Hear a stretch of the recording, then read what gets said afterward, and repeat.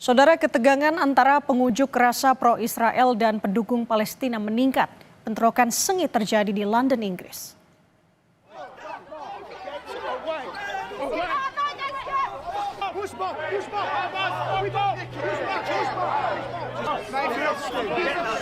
Bentrokan pecah, saudara, saat unjuk rasa berlangsung di London, Inggris, yakni antara warga pro-Israel dan pro-Palestina.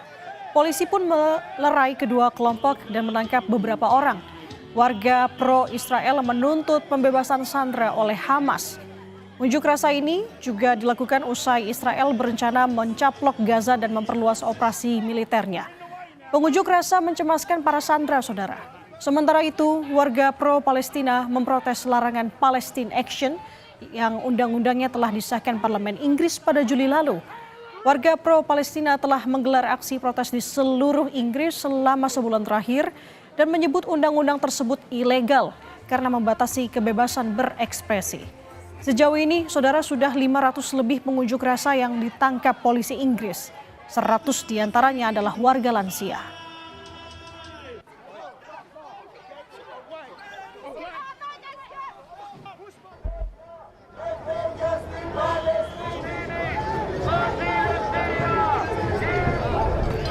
Di Athena, Yunani, saudara, ribuan orang berunjuk rasa di depan gedung parlemen memprotes rencana kelaparan atau bencana kelaparan di Gaza dan juga konflik yang terus terjadi di Palestina.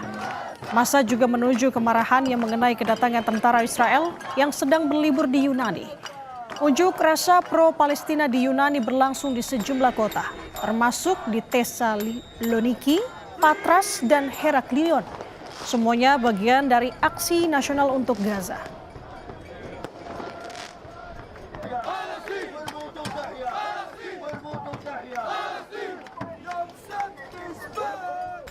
Segmen Sapa Dunia untuk informasi mancanegara. Bersama saya Nanda Aprilia. Informasi pertama, saudara, di tengah meningkatnya kecaman internasional atas rencana Israel untuk mengambil alih kota Gaza, Israel terus menggempur jalur Gaza.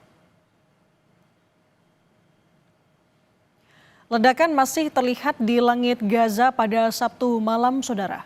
Israel terus menyerang wilayah pengungsian warga di jalur Gaza. Menurut pejabat kesehatan Palestina, 20 warga tewas saat mencari bantuan pada hari Sabtu. Dan 11 orang meninggal dunia akibat malnutrisi dalam 24 jam terakhir. Kritik terhadap Israel terus muncul, saudara, bersamaan dengan bantuan makanan yang sulit menjangkau warga Palestina di kantong-kantong pengungsian karena akses yang dibatasi Israel.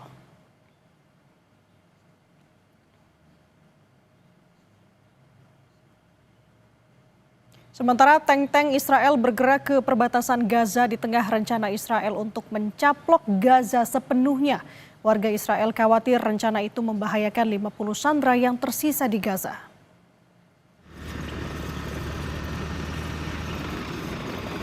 Sejak Jumat lalu, saudara, tank-tank Israel bergerak masif ke Israel Selatan yang berbatasan dengan Gaza. Pengerahan ini menyusul rencana Perdana Menteri Israel Benjamin Netanyahu untuk mencaplok sepenuhnya wilayah Gaza.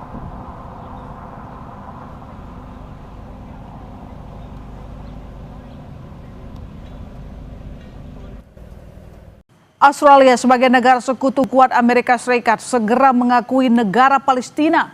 Pengakuan ini secara resmi akan disampaikan dalam Majelis Umum Perserikatan Bangsa-Bangsa September mendatang.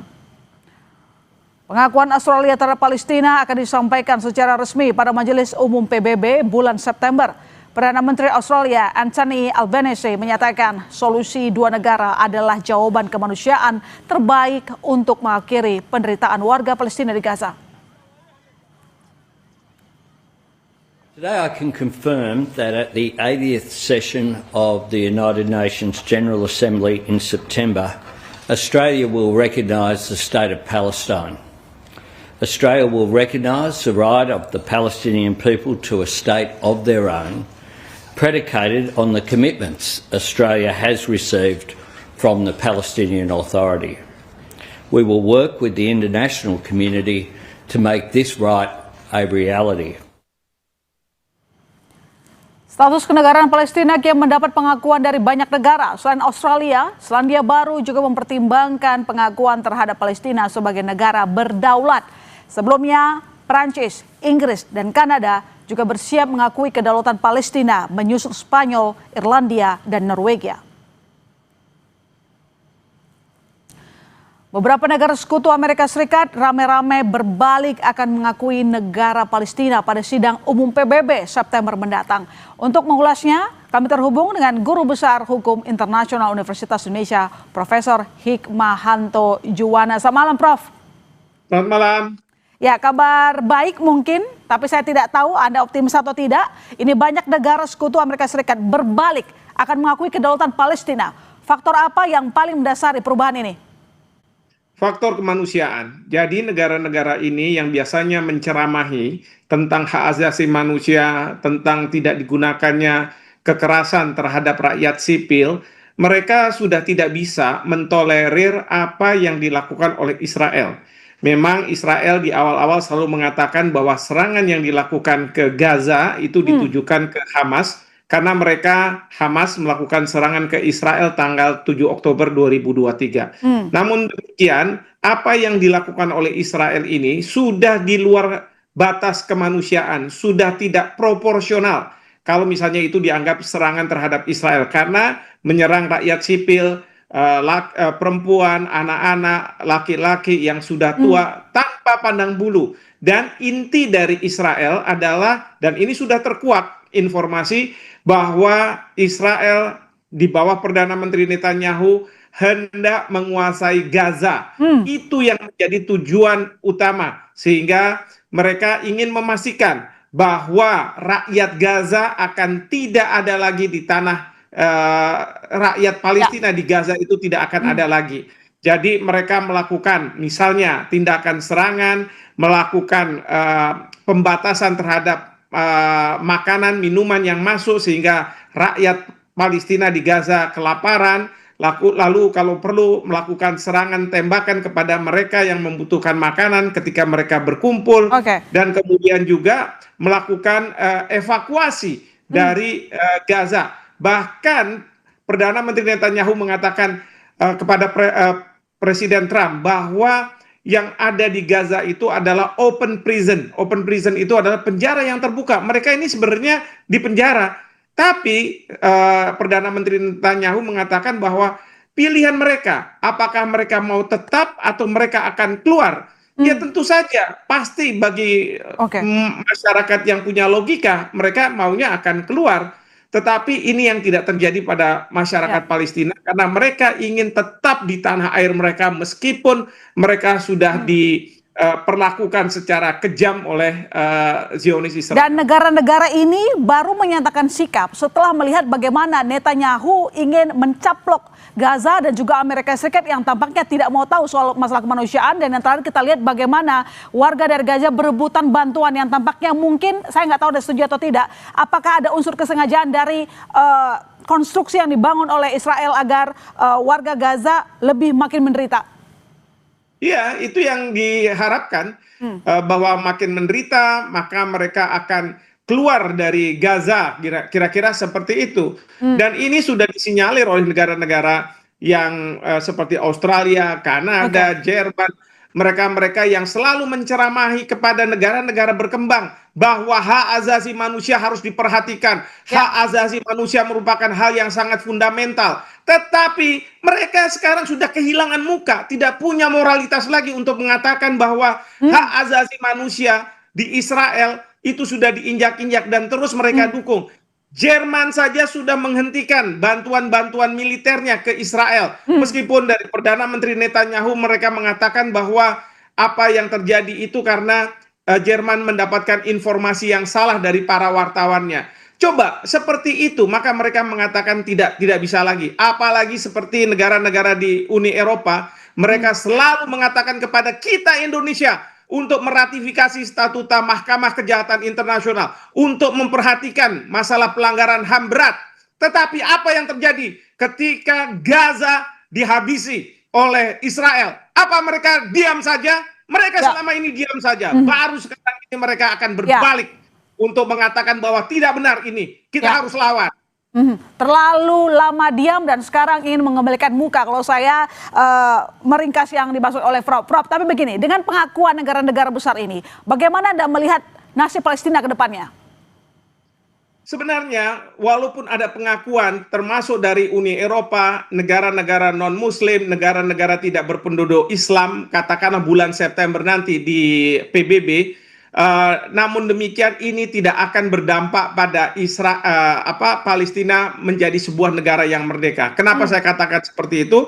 Karena Israel selama dia masih tetap berada di Palestina, maka tidak akan Palestina itu benar-benar merdeka secara efektif. Kita perlu ingat ini sebentar lagi 17 Agustus 1945.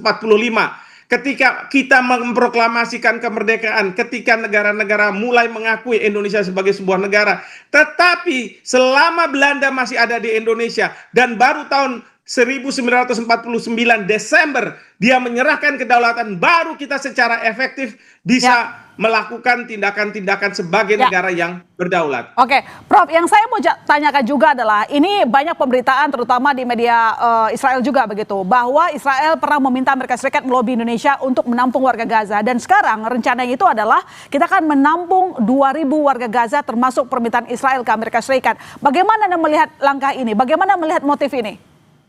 Memang dari sisi kemanusiaan bagus, tetapi jangan sampai pemerintah di mata Israel dianggap sebagai ini negara naif sama bodoh sama saja. Kita jangan sampai dibodohi. Karena apa? Pada waktu Perdana Menteri Netanyahu bertemu dengan Presiden Trump beberapa waktu lalu di White House, beliau sudah mengatakan bahwa ada sejumlah negara yang mau menerima warga Gaza. Dan Anda memperkirakan bahwa memang Indonesia pernah komunikasi soal ini, Prof? Jadi nggak semata-mata menggerakkan kemanusiaan sendiri? Ini ada berita dari BBC Indonesia yang saya kutip di sini. Petinggi Mossad David Barney juga dilaporkan telah berdiskusi dengan utusan khusus pemerintah Amerika Serikat Steve Witkoff guna meminta dukungan pemberian insentif kepada Indonesia dan 4 negara lain. Dan itu harusnya diklarifikasi oleh pemerintah ya, Prof? Benar atau tidak? Ini harus diklarifikasi oleh pemerintah. Benar nggak cerita seperti ini? Di BBC Indonesia, silakan dibuka. Bukan menurut Hikmahanto. Hikmahanto tidak ada artinya. Tetapi ini yang dibaca oleh Hikmahanto. Dan meskipun disampaikan oleh Kemenlu bahwa ini motif kemanusiaan, menurut Anda tidak cukup. Harus terbuka lagi. Siapa yang diajak untuk mengonfirmasi berita tersebut, berita liar itu?